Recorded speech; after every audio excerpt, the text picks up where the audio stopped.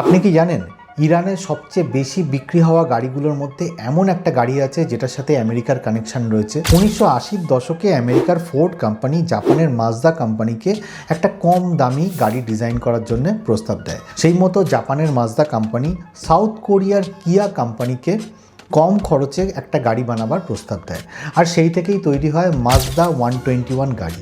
অর্থাৎ 121 গাড়িটা তিনটে গাড়ির কোম্পানির স্ট্র্যাটেজিক অ্যালায়েন্সের ফলেই তৈরি হয়, যেখানে মাজদা কোম্পানি করেছিল গাড়ির ডিজাইন, আমেরিকার ফোর্ড কোম্পানি করেছিল গাড়িটার মার্কেটিং, সাউথ কোরিয়ার কিয়া কোম্পানি করেছিল গাড়িটার ম্যানুফ্যাকচারিং। এবার এই 121 গাড়িটা সেই সময় আমেরিকাতে ফোর্ড ফেস্টিভা নামে বিক্রি হতো এবং সাউথ কোরিয়াতে কিয়া প্রাইড নামে বিক্রি করা হতো। 1993 সালে ইরানের সাইপা কোম্পানি এই প্রাইড গাড়িটা বানাবার জন্য একটা লাইসেন্স নেয় এবং তারপর এরা লোকালি প্রডিউস করতে থাকে সাইপার প্রাইড গাড়ি। কিয়ার যে প্রাইড গাড়িটা আছে সেটা একসময় ডিসকন্টিনিউ হয়ে যায়, কিন্তু সাইপার যে প্রাইড গাড়িটা আছে সেটা কিন্তু প্রোডাকশন লোকালি হতেই থাকে ইরানে।